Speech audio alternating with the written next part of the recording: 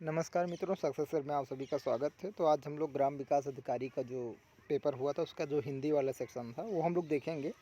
और अभी चूँकि लॉकडाउन चल रहा था तो बहुत सारे लोग जो है अपनी पढ़ाई नहीं कर रहे थे, सभी की पढ़ाई बंद चल रही थी। तो साथ में हम लोग भी देख लेंगे कि हमारी तैयारी जो है अभी कहाँ तक पहुँची है और कौन कौन सी चीज़ें मतलब में भी हमारी सही हैं और कौन कौन सी चीज़ों पर हमें अधिक टाइम देना है। ठीक है, तो हम लोग शुरू करते हैं। पहला क्वेश्चन है, निम्नलिखित में से कौन सा पत्र व्यक्तिगत पत्र की श्रेणी में आएगा। व्यक्तिगत पत्र क्या है कि किसी विशेष एक व्यक्ति को दिया जाए। ठीक है, तो क्या होगा, मित्र का पत्र होगा। ये तीसरा आपका सही है। ठीक है, आप लोग ये जो डिटेल है ये आप लोग पढ़ लीजिएगा और इसका पीडीएफ भी लिंक में रहेगा, तो ये पीडीएफ आप लोग देख के अपनी चीज़ों को चेक कर सकते हैं। ठीक है, निम्नलिखित में से कौन सा पत्र की विशेषता नहीं है। तो पत्र की जो विशेषताएं होती हैं वो कितनी होती हैं, 6 होती हैं। जिसमें सरल भाषा की शैली, विचारों की सुस्पष्टता, संक्षेप और संपूर्णता, प्रभावनीति, बाहरी सजावट और विनयशीलता। तो इसमें कौन सा नहीं है, प्रेषक नहीं है। ठीक है, तो ये पत्र का गुण नहीं होता है। तो इसमें कौन सा सही होगा, आपका बी सही होगा। तीसरा है, गंदगी की समस्या से पीड़ित मोहल्ले वासियों की ओर से नगर पालिका अध्यक्ष को लिखा गया पत्र निम्नलिखित में से किस श्रेणी के अंतर्गत आता है। चूँकि गंदगी है और उसकी समस्या के लिए हम पत्र लिख रहे हैं, जो गंदगी की समस्या है उसको निराकरण के लिए हम पत्र लिख रहे हैं, तो किस श्रेणी में आएगा, तो शिकायती पत्र आएगा। तो आपका डी सही है। निम्नलिखित में से कौन सा मूल दीर्घ स्वर नहीं है। तो मूल दीर्घ स्वर कौन सा नहीं है, आओ। ठीक है, और मूल दीर्घ स्वर कौन से हैं, बड़ा आ है, बड़ी ई है, बड़ा ऊ है, रेरी है।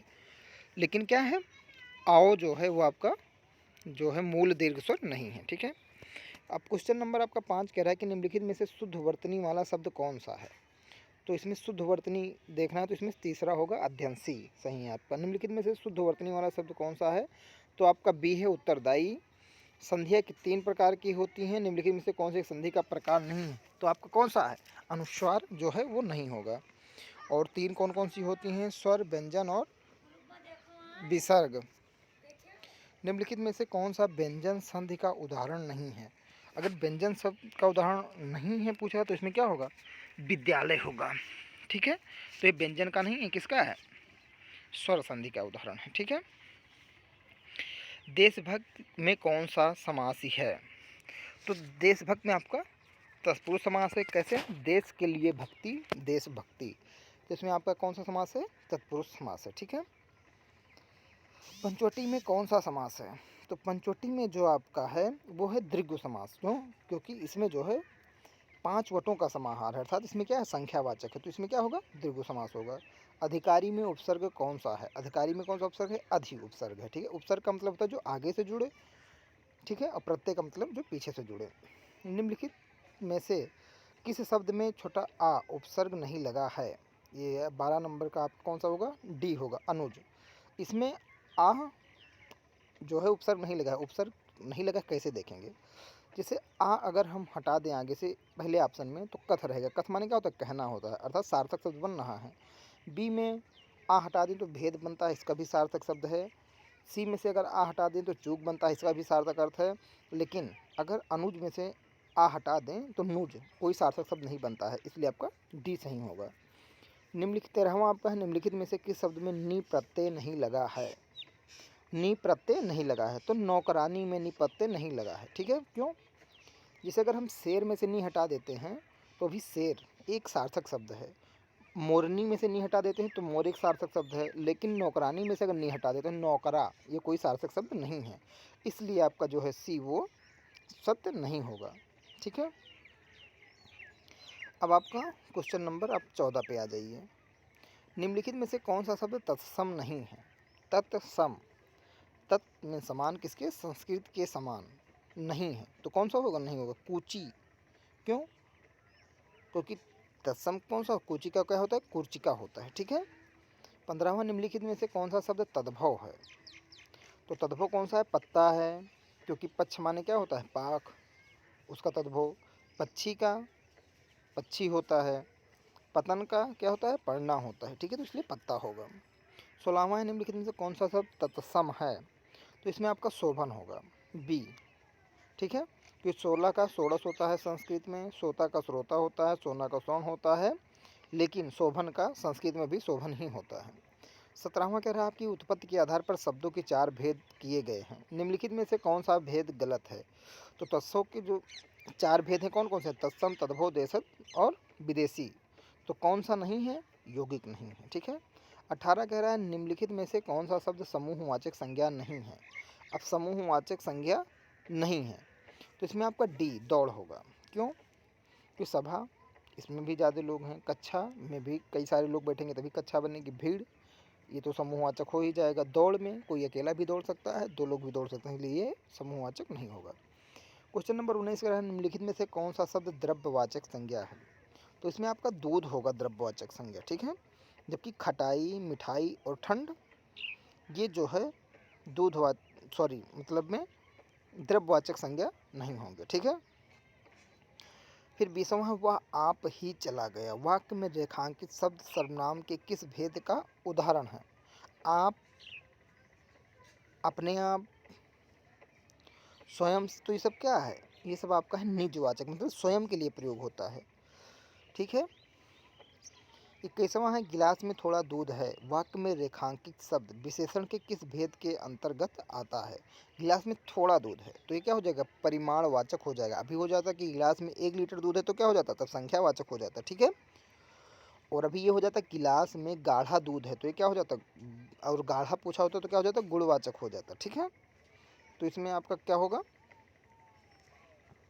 सॉरी, अभी से खोलना पड़ेगा हमें, ठीक है। तो हम लोग क्वेश्चन नंबर 19 पे चल रहे हैं। तो अभी हम लोग चल रहे थे परिमाणवाचक, जिसमें प्रमाण के बारे में, संख्यावाचक जहाँ पे संख्या की बात की गई हो, ठीक है। तो 21 नंबर जो है आपका आंसर क्या होगा? आपका होगा परिमाणवाचक पहला। क्वेश्चन नंबर 22 कह रहा है क्रिया के मूल रूप को क्या कहते हैं? तो क्रिया के मूल रूप को धातु कहते हैं, ठीक है। 23वां है मैं वहाँ होकर आया हूँ। मैं वहाँ होकर आया हूँ। वाक्य में अव्यय शब्द कौन सा है? अब अव्यय क्या होता है? जो हमेशा एक सा रहे, ठीक है, और उसमें कोई परिवर्तन ना आए। तो आपका उसे ऐसे शब्द को क्या कहते हैं? अवयव कहते हैं, ठीक है। तो आपका इसमें बी आंसर सब सही होगा। क्यों? क्योंकि वहाँ जो है कहीं भी रख दो आप, प्रेजेंट, पास्ट, फ्यूचर में, वहाँ हमेशा वहाँ ही रहेगा, वो चेंज नहीं होगा, तो उसका अर्थ जो है वो बदलेगा नहीं, ठीक है। 24 क्वेश्चन नंबर 24 कह रहा है उसने कटोरा भर दूध पिया। वाक्य में अव्यय शब्द कौन सा है? अब देखो भर ये कभी चेंज नहीं होगा, तो भर इसमें क्या हो जाएगा? अवयव हो जाएगा, ठीक है। क्वेश्चन नंबर 25 कह रहा है निम्नलिखित में से कौन सा एक अनाथ का पर्यायवाची नहीं है? तो अनाथ का पर्यायवाची अनाड़ी नहीं होगा, बाकी बेसहारा, यतीम, निराश्रित क्या होगा? अनाथ का पर्यायवाची होगा।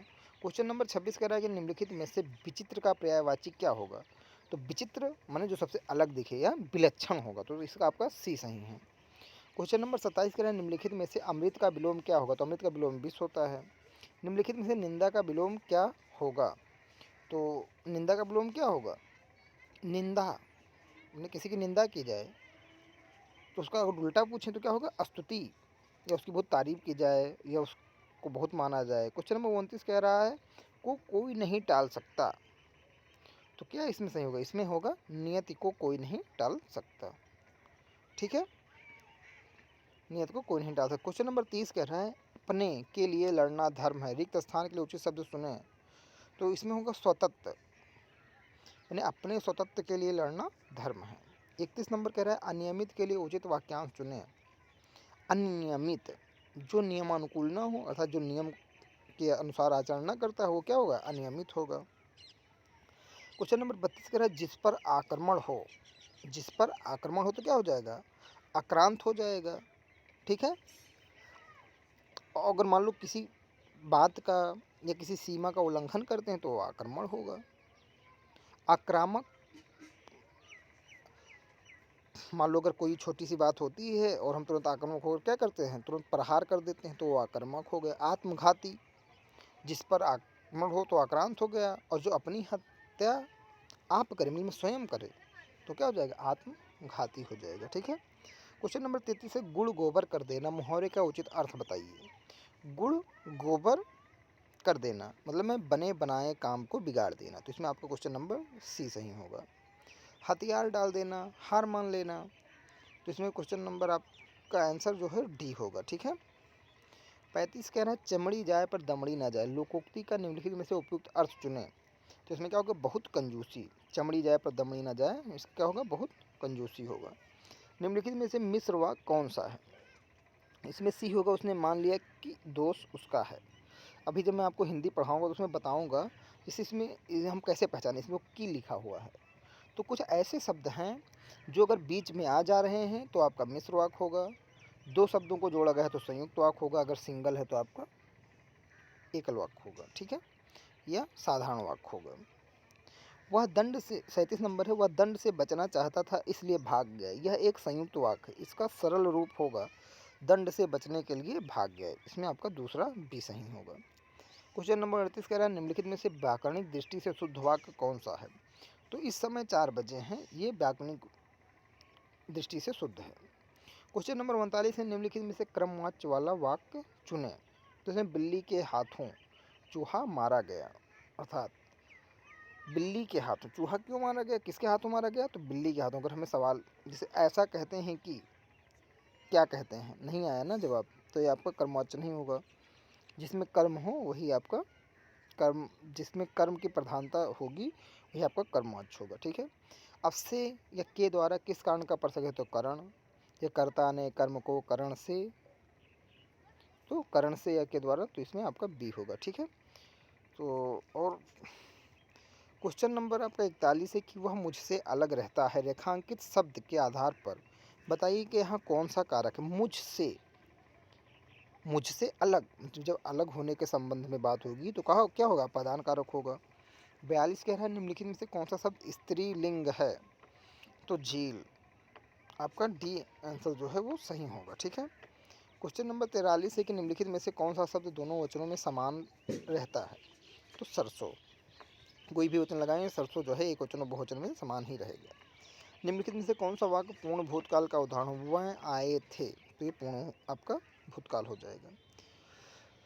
45 है निम्नलिखित में से शब्दों में से निपात का उदाहरण कौन सा शब्द ठीक है।